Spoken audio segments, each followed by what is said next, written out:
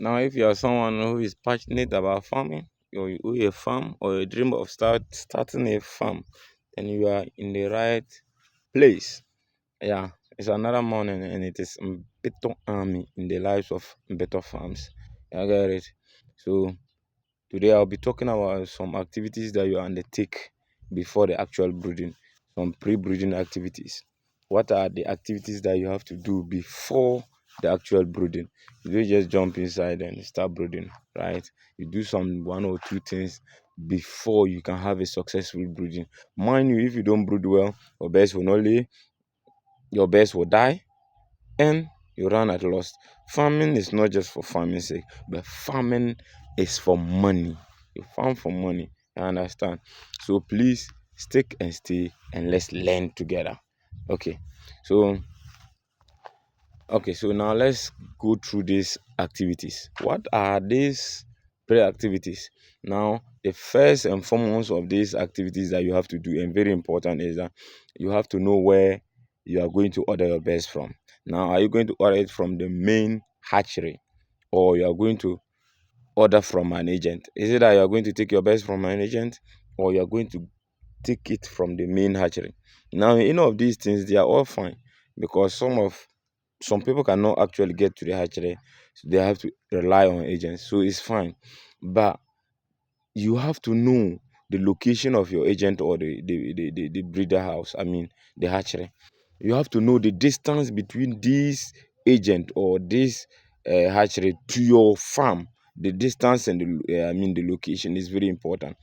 When you know these things, you are able to calculate and bring the best, so to avoid stress, because when your birds are stressed out before arriving to your farms, I tell you, they will die. Stress can kill more than the viral disease. Stress can kill 90-80% of your birds. Yes, stress can kill even more than Newcastle and Gomoro.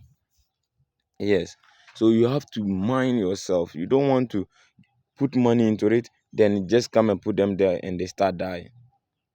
You know, it will break your heart. Many people have stopped farming because of that thing, and it is very important. So you have to know the location, the distance of your agent or the hatchery to your farm, so that you can prevent all these incidents from happening. Now, too, what is the second thing that you do? You have to make sure that your pen is in shape. I mean, your house, your best house is in shape. You have to make sure that you have put in sawdust, you have disinfected. Just make sure that all things, feeders, drinkers, everything. Now you know your drinkers and your feeders for the brooding. You have to make sure that they are ready. They can't.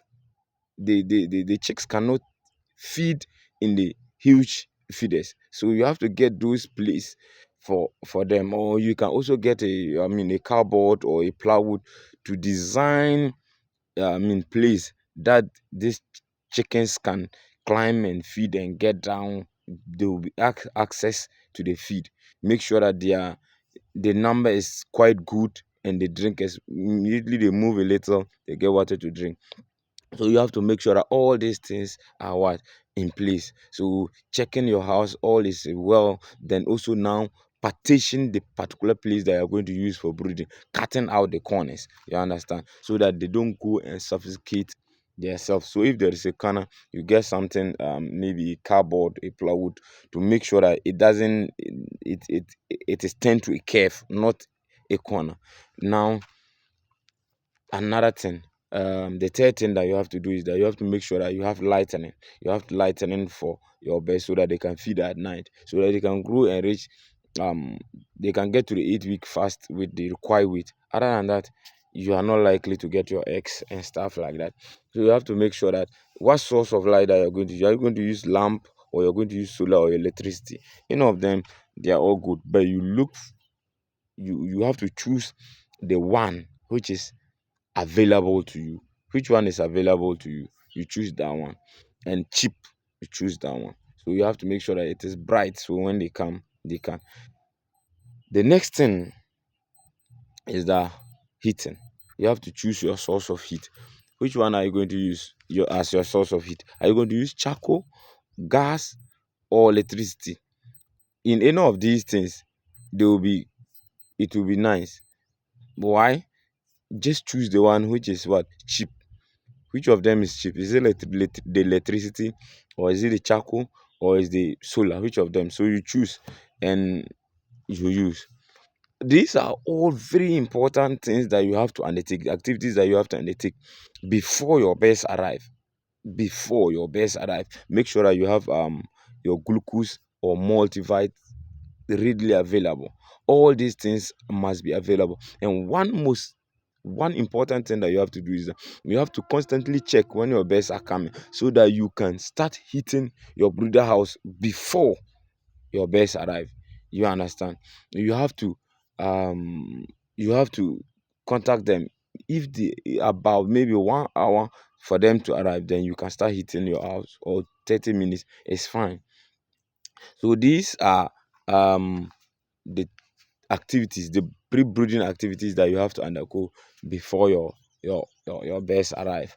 Now, my name is Mbeto Army. If you don't know, and this is Mbeto Farms. Consider subscribing if you are new to the channel, so that we can learn together.